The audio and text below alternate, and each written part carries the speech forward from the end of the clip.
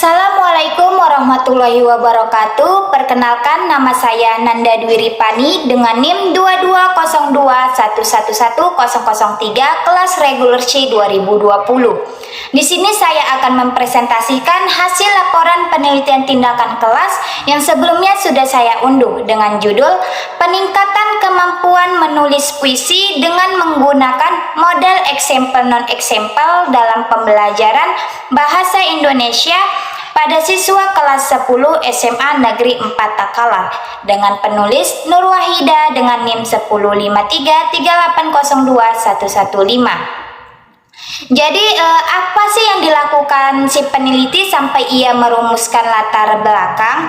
Nah, sebelumnya peneliti telah melakukan observasi di SMA Negeri 4 Takalar kelas 10 IBB. Berdasarkan hasil observasi yang telah dilakukan, bahwa masih banyak siswa yang tidak menyenangi pelajaran sastra. Hal ini terlihat dari kurangnya minat siswa terhadap sastra, terutama dalam menulis puisi. Salah satu alasan siswa malas menulis puisi adalah karena materi menulis puisi sudah sering didapatkan, yaitu mulai dari jenjang SD, SMP, hingga tingkat SMA. Selain itu, belum optimalnya teknik mengajar yang digunakan guru dalam proses pembelajaran.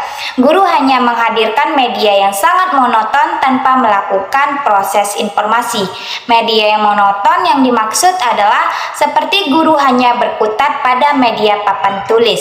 Nah, berdasarkan hasil wawancara yang diperoleh dari salah satu pengajar, prestasi yang dicapai siswa pada mata pelajaran Bahasa Indonesia, khususnya pembelajaran keterampilan menulis puisi pada siswa kelas 10 SMA Negeri 4 Takalar, masih perlu pembinaan dan pengembangan dalam melatih kecakapan menuangkan ide dalam bentuk puisi.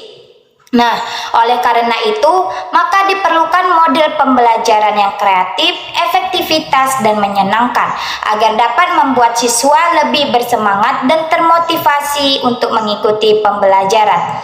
Nah, masalah ini tentu penting untuk diteliti karena hasil observasi yang telah dilakukan di sekolah menunjukkan bahwa salah satu cara yang dapat digunakan untuk merangsang keterampilan menulis puisi dengan menggunakan model eksempel non-eksempel pada siswa kelas 10 SMA Negeri 4 Takalar.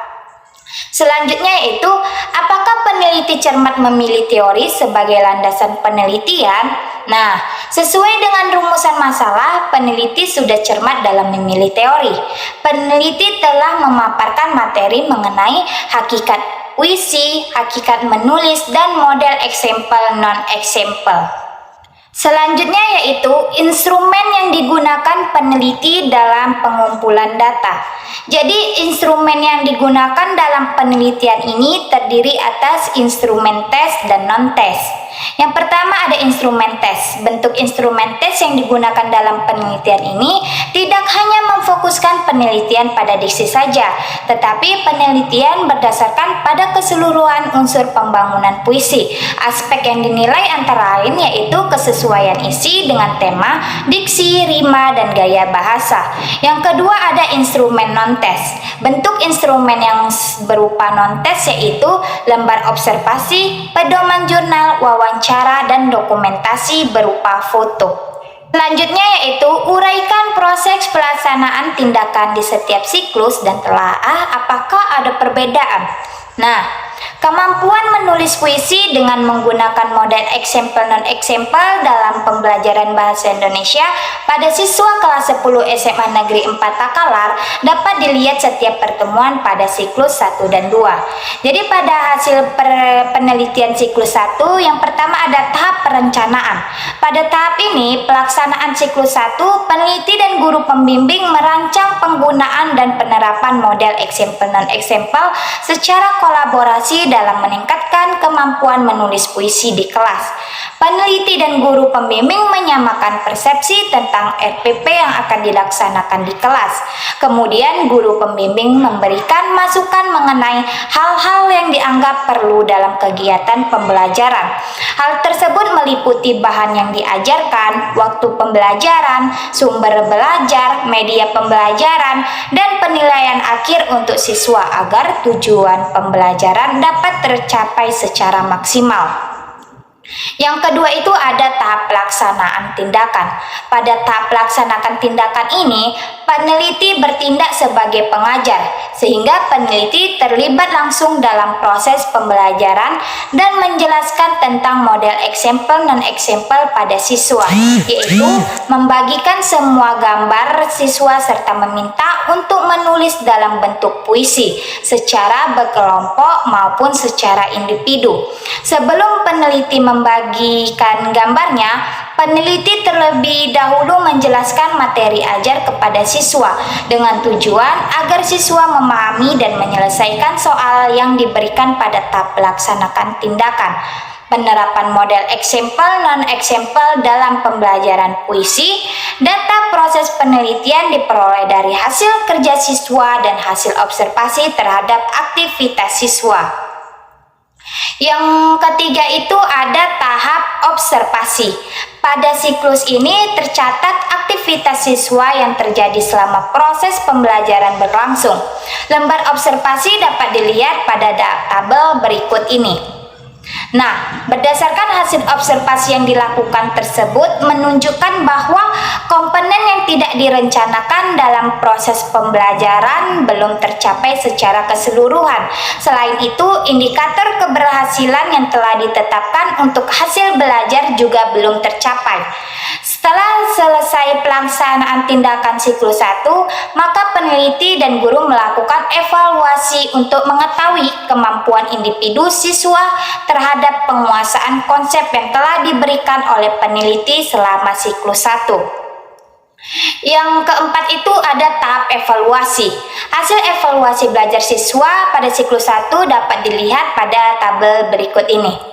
Nah, berdasarkan hasil tes belajar siswa tersebut, terlihat bahwa hasil belajar siswa belum tercapai standar indikator yang ditetapkan, yaitu 85% siswa mendapatkan nilai minimal 79. Persentase ketuntasan belajar bahasa Indonesia pada siswa setelah tindakan pembelajaran pada siklus 1 dapat dilihat pada tabel berikut ini. Nah, berdasarkan tabel berikut, hal ini menandakan bahwa kegiatan proses belajar mengajar belum berhasil. Selanjutnya itu ada tahap refleksi. Refleksi dilaksanakan pada akhir pembelajaran. Refleksi bertujuan untuk membahas dan menyimpulkan hasil pertemuan pada siklus 1. Berdasarkan hasil observasi dan evaluasi yang telah diperoleh pada pelaksanaan tindakan siklus 1, dapat diketahui bahwa kemampuan siswa dalam menulis puisi belum maksimal. Hal ini disebabkan siswa belum mampu memenuhi aspek penilaian yang telah ditetapkan. Maka peneliti bersama guru bahasa Indonesia yang mengajar di kelas 10 IBB atau Ilmu Bahasa dan Budaya melakukan refleksi untuk memperbaiki kekurangan-kekurangan yang terjadi dalam pelaksanaan tindakan siklus 1. Kemudian memutuskan untuk melanjutkan penelitian ke siklus 2. Nah, selanjutnya yaitu hasil penelitian siklus 2. Yang pertama ada tahap perencanaan yang terdiri dari membuat skenario pembelajaran berdasarkan model pembelajaran eksempel non-eksempel untuk pertemuan pertama sampai pertemuan ketiga.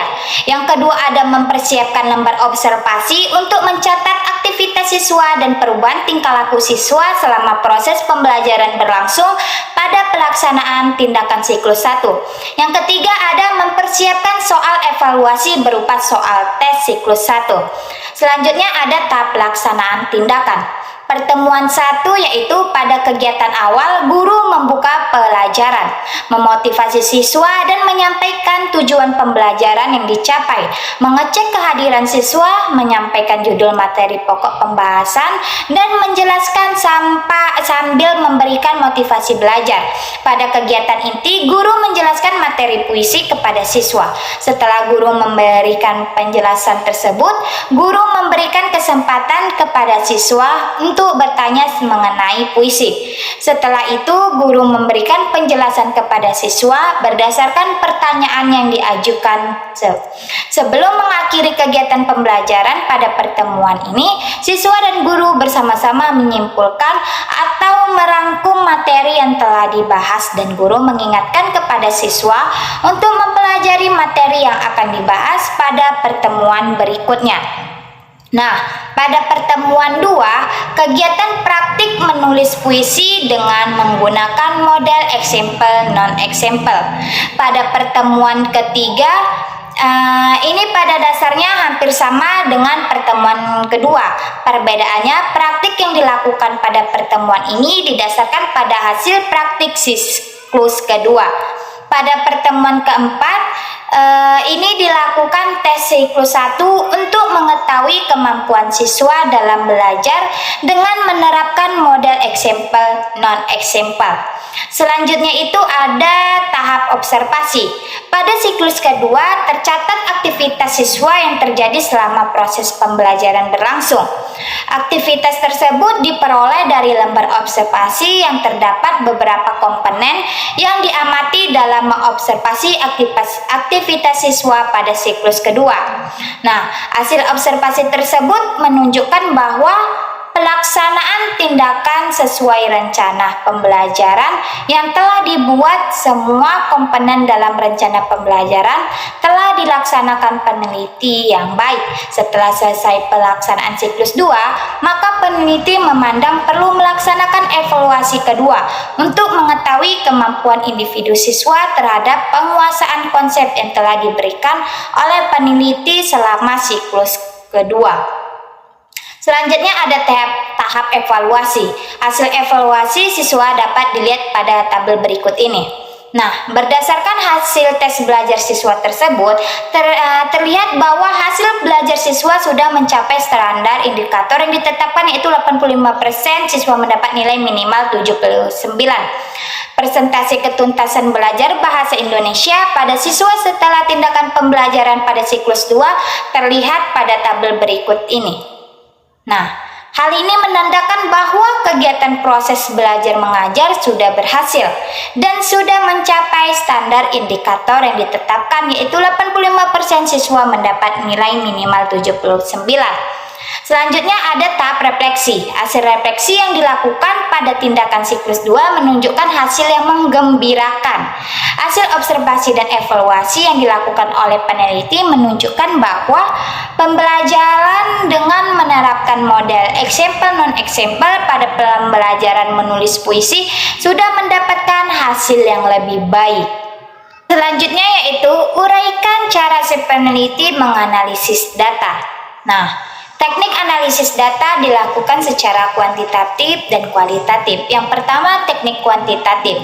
Data kuantitatif diperoleh dari hasil tes menulis puisi menggunakan model example non-example pada siklus 1 dan 2. Analisis data secara kuantitatif dilakukan dengan merekap skor yang diperoleh peserta didik, menghitung skor kuantitatif dari sebuah aspek, menghitung skor rata-rata kelas, dan menghitung persentase. Sedangkan pada teknik kualitatif, data kualitatif digunakan untuk menganalisis data kualitatif. Data kualitatif diperoleh dari data non-tes, yaitu lembar observasi, wawancara, dokumentasi, pengambilan foto, dan pedoman jurnal. Sekian presentasi dari saya mengenai laporan penelitian tindakan kelas yang telah saya unduh. Lebih dan kurangnya saya mohon maaf. Saya akhiri dengan wabillahi taufiq wal hidayah. Wassalamualaikum warahmatullahi wabarakatuh.